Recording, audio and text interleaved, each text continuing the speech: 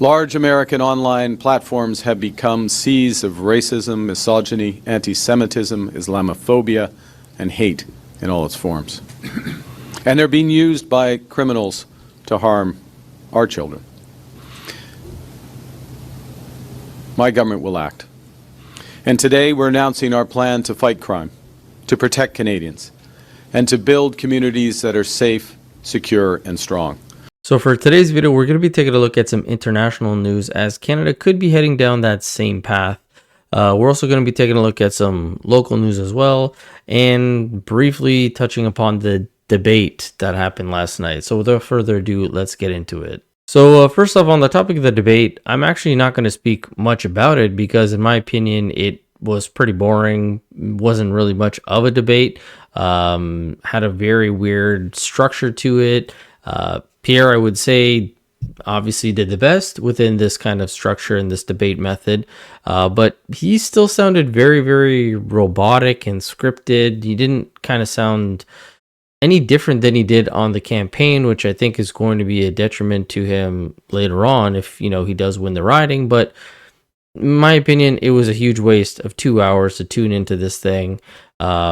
Like I said, I don't think Pierre has any real concerns in regards to the results of the by-election or people voting. But yeah, that's kind of all I'm going to really say on the topic of the debate.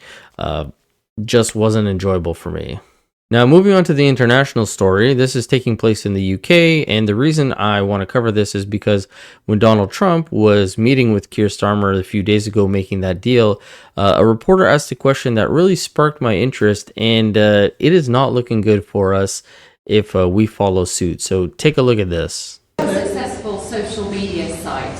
There are new powers here to censor your site, states mandate. To censor my site? To censor your site. You mean Truth? Truth Social? I mean Truth. Is that okay? Well, I don't think he's going to censor my site because I say only good things. Will you please uncensor my site? Yeah, we're not censoring anyone. We've got some measures which are there to protect children, in particular from sites like sites. We've had too many cases in the United Kingdom of young children taking their own lives, and when you look through their social media, they've been accessing sites which talk about and encouraging, if you like, children down that road, and that is what we want to stop. Nothing about censoring free speech. But this country is the proud free speech in this country has been for a very long time. We're very, very proud of it. We will protect it forever. But at the same time, I personally feel very strongly that we should protect our young teenagers, and that's what it usually is, from things like suicide sites. I don't see that as a free speech issue. I see that as a child protection issue. We actually passed a bill in Congress, headed up by my wife, actually, which was to pull bad stuff out having to do with children, because it is a problem. Now, as I was watching and listening to that, I immediately got a flashback to last year when the Liberals were trying to implement the Bill C-63, the Online Harms Act. And they also kind of used the guise of protecting children. This was for their benefit. However, to me, this is just a Trojan horse to try to get more power. And why this is so significant is because as of July 25th, the UK has officially implemented this. It's called the Online Safety Act, and it says, the Online Safety Act of 2023 protects children and adults online. It puts a range of new duties on social media companies and search services, giving them legal duties to protect their users from illegal content and content harmful to children. The Act provides new duties to implement systems and processes to reduce risks their services are used for illegal activity and to take down legal content when it does appear. Now, this all sounds very nice, you know, reducing risk of children being exposed to things, that's great. But when you take a deeper look at how they're going to be implementing this, what are the stipulations and the verifications of all this, it gets a little bit dicey because this third-party company here, Ofcom, they're going to be the ones that are implementing all of these, I guess, new rules and regulations. And when you take a look at what is classified as an offense under this new law, it says the criminal offense introduced by the Act came into effect on July 31st, 2024. These offenses cover encouraging or assisting self-harm, cyber flashing, Sending false information intended to cause non-trivial harm. We'll get back to that one in a second because that one kind of caught my eye. Threatening communications, intimate image abuse, and epilepsy trolling. Now, as we scroll down a little bit, it talks about what adults can anticipate. Adult users of such services will be able to verify their identity and access tools which enable them to reduce the likelihood that they see content from non-verified users and prevent non-verified users from interacting with their content. To me, that sounds very COVID-esque, where it's like the vaxxers and the anti-vaxxers, and how the vaxxers got all these benefits and the non-vaxxers didn't unless they complied with this new ruling power. Now, as I mentioned over here with one of the rules, sending false information intended to cause non-trivial harm. I decided to look into the bill, and at section 179, they talk about false communication offense. And this offense says a person commits this offense if the person simply sends a message, which it brings you into another section, which we'll get into in a second. But it says the message conveys information that the person knows to be false. How you can prove that somebody knew they were giving you false information? I'm not quite sure. At the time of sending it, the person intended the message or the information in it to cause non-trivial psychological or physical harm to a likely audience. And last, the person has no reasonable excuse for sending the message. This is dystopian. I don't really use that word too often, but this is very much Big Brother state, control everything you say or do. And when you go check out section 182 to see what it means by a person sends a message, it says a person sends a message if that person sends, transmits, or publishes a communication orally or by electronic means. And down here it says it does not matter whether the content of the message is created by the person who sends it. So if you reposted Joe's tweet and Sally didn't like it, or Sally saw that you reposted it and didn't like the fact that you posted it, or what does it say here? It somehow caused non-trivial psychological or physical harm to Sally, she could call the police and get you arrested. And when you're listening to that little press conference I showed you with Trump and Keir Starmer, Trump also mentioned something about a bill. And when you go to the Congress website for the U.S. government, they're also looking at implementing a Kids Online Safety Act, which it's only been introduced, nothing else has happened. But now that's the UK, potentially the US, and potentially Canada, all falling under this weird law where they're saying that they're trying to protect children, but really they're just becoming a Big Brother state. And in that same clip, Keir Starmer's talking about how the UK has all this freedom of speech. There are people that get arrested for posting memes online. They have cops coming to their door, banging on their door, arresting them, yet you're saying that this is to protect them. Is free speech under threat in the UK? With the rise of so-called non-crime hate incidents, arrests over grossly offensive memes, and the government's online safety bill threatening to clamp down on social media posts, can you really speak your mind in 21st century Britain? And we do have dedicated police officers who are scouring social media. Their job is to look for this material and then follow up with identification arrests and so forth. This is in relation to some comments that you've made on a Facebook page. A woman has been arrested by Cheshire Police in relation to inaccurate information on social media. Someone has been caused, obviously, anxiety based upon your social media post. That's why you've been arrested. 6 police officers came to my house and arrested me. Why? Because I'd been talking about my daughter's school on a WhatsApp group. It was the morning of Wednesday, the 29th of January, about 11:45. I was on a Zoom call for a work project, when on my Zoom screen, in the little window where I saw my own face, I realised that 2 police officers were standing behind me. Another 2 police officers were arresting my partner, Rosalind, in front of Francesca, our 3-year-old daughter. They bundled us into the police cars and took us off to custody at Stevenage Police Station, where we remained for the next 12 hours. He arrested me on suspicion of harassment and malicious communications, and it was to do with a dispute with our daughter's primary school, which began with posts on a WhatsApp group.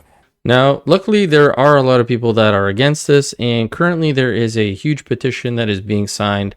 This number is actually being updated, as you can see, as I'm on the website. And right here, if they get 10,000 signatures, the government has to address this, has to give a response. And if they get over 100,000, then it has to go back and be debated. Now, the government did respond, and the UK government said that it is working with the third-party company to ensure that the online in-scope services are subject to robust but proportionate regulations through the effective implementation of the Online Safety Act. Essentially, the government has no plans to repeal the Online Safety Act and is working closely with the third-party company to implement the act as quickly and effectively as possible to enable the UK users to benefit from its protections. Now, as you've been seeing, it's over 400,000 subscriptions now, keeps going up every once in a while. And as they need over 100,000 for debate, it says it's waiting for 5 days for a debate to happen. And this is something that I would love to see the Canadian government implement, because as you heard from Carney in that opening clip, this is something that they ran on during the election, but he also ran on bail reform, if you remember him talking about how they have to come down on these criminals that keep getting out and make it harder for them to do that. My government will not only strengthen Canadian law enforcement, we will also strengthen the criminal code and bail laws to toughen the consequences for those threatening the safety of Canadians.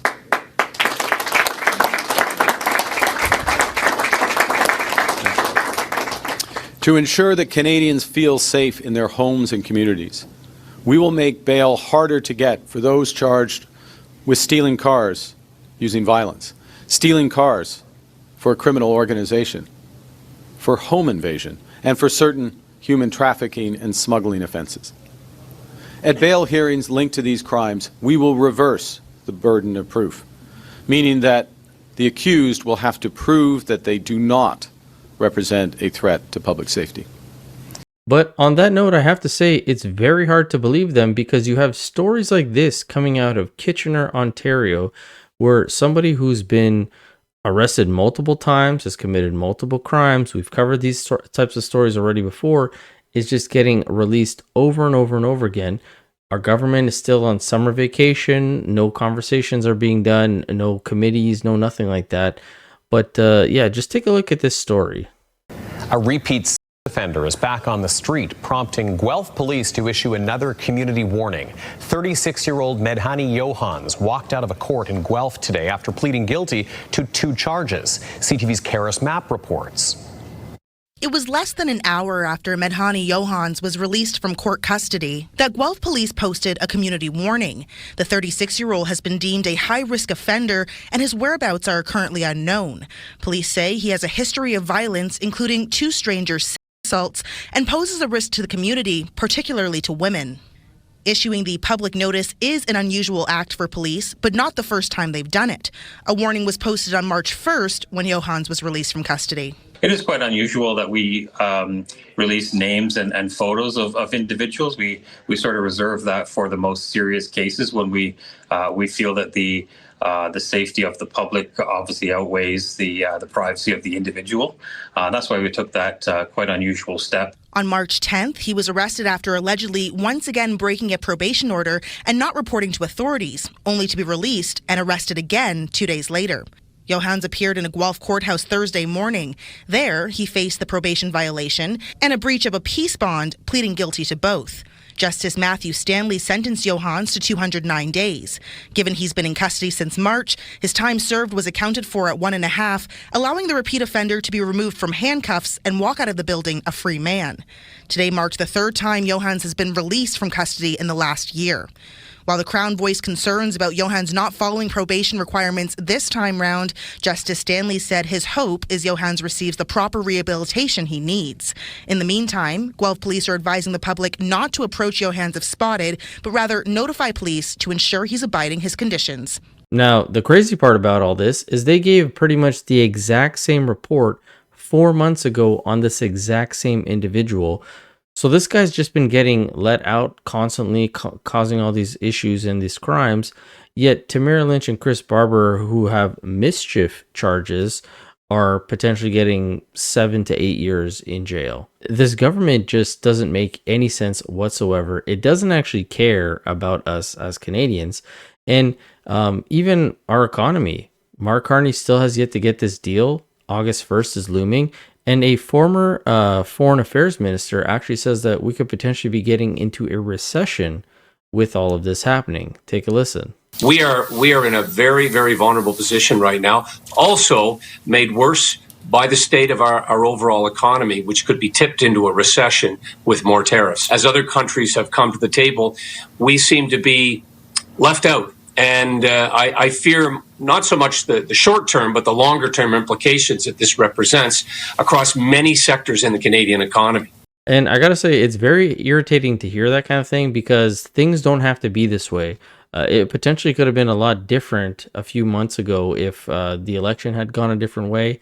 Not to say that it would have been perfect or it would have been tariff-free or trade-free or whatever you want to say, but I feel like the Conservatives would have worked harder to get something done. It seems like the Liberals are just, waiting for it to kind of fall into their lap and not actually be proactive on anything. But with all that being said, let me know what you guys think about all this. Are you concerned about this Online Harms Act? Do you think it could potentially be reintroduced to us with all the talk that Carney has given since the election? With the UK, what's going on there? Are you concerned about that? Even potentially the US, as I mentioned. Let me know in the comment section below. Like, comment, subscribe, and as always, I'll catch you guys on the next one. Thanks so much.